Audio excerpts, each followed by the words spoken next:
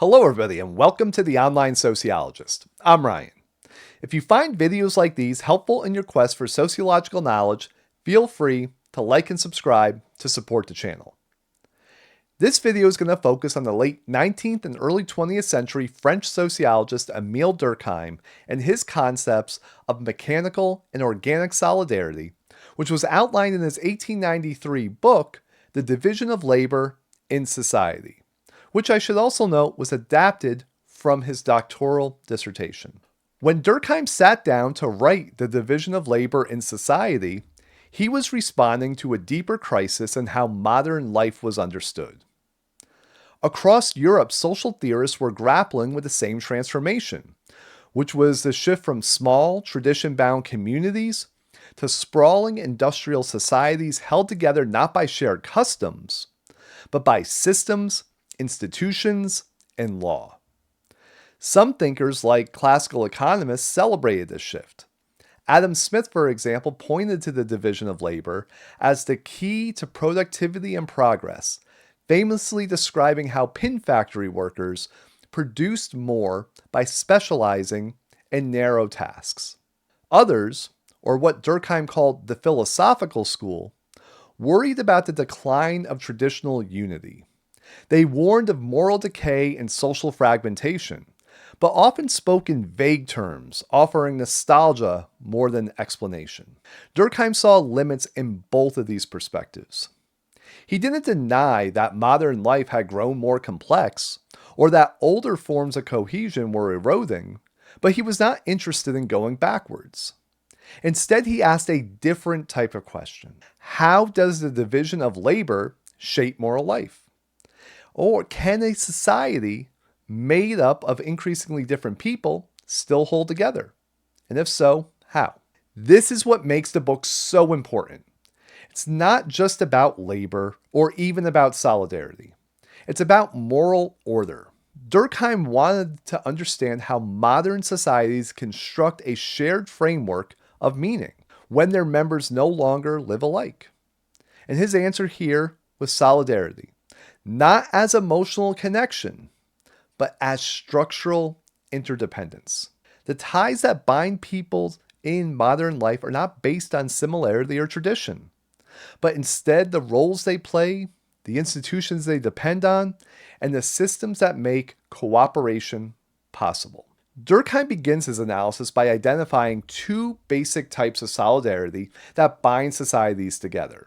The first is what he calls mechanical solidarity. This form of solidarity emerges in societies where individuals are largely similar in beliefs, in work, in customs, and in moral life. Think of a small rural village, or a tightly knit religious community where most people share the same routines, worship the same gods, and follow the same rules. Solidarity here comes from likeness. The group holds together because everyone is more or less a reflection of one another. In these societies, Durkheim says, there is a powerful collective conscience or a shared set of belief and values that dominate social life. It's not just that people agree on things. It's that the group identity overwhelms individual identity. Who you are is defined by your role in the collective, and deviation from the norm isn't seen as a personal choice.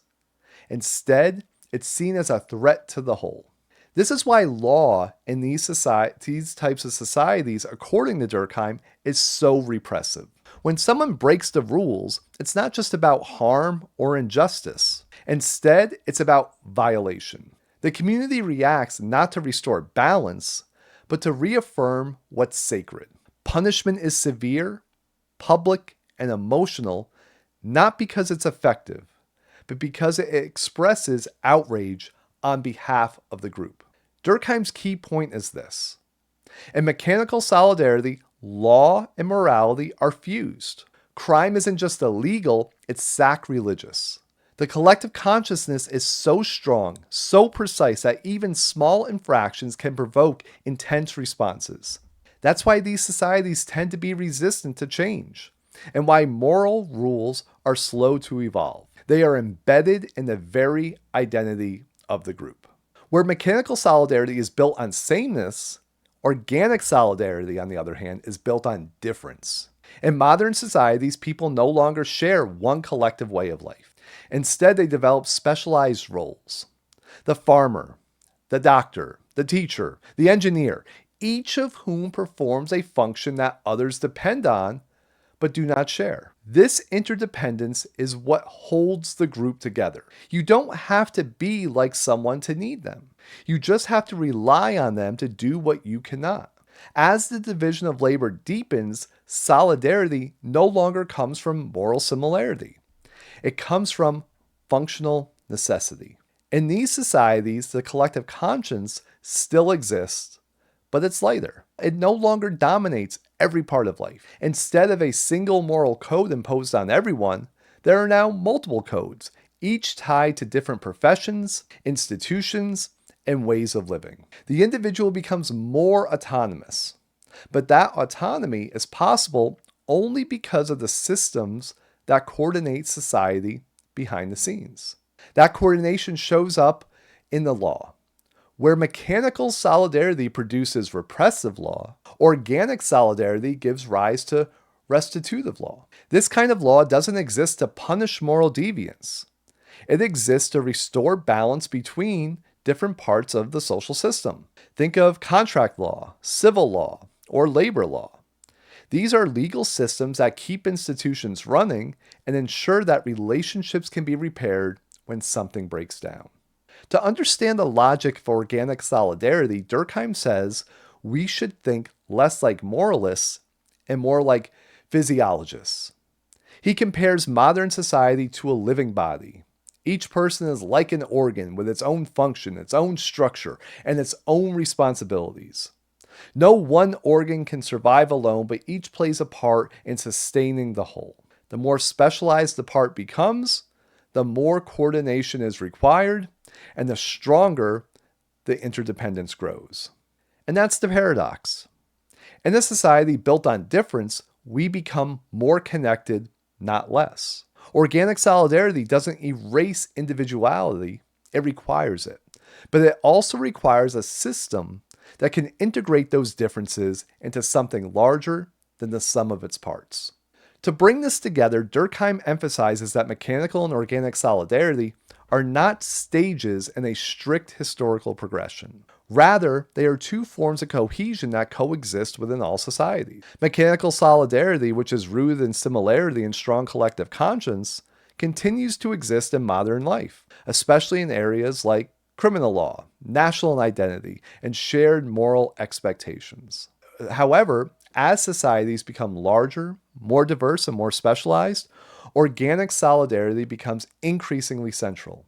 Social cohesion in modern contexts relies less on sameness and more on interdependence, as individuals take on different roles and rely on one another to maintain the functioning of the whole. For Durkheim, this shift is not only structural, but also moral. The division of labor generates a new kind of solidarity, one that enables individuals to lead different lives while still participating in shared social order. So, we come back to the question we started with.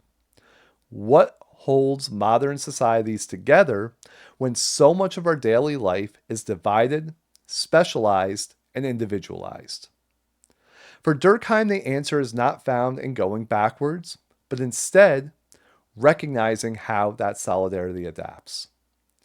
The division of labor doesn't weaken the moral fabric of society. It reweaves it through networks of cooperation and mutual dependence.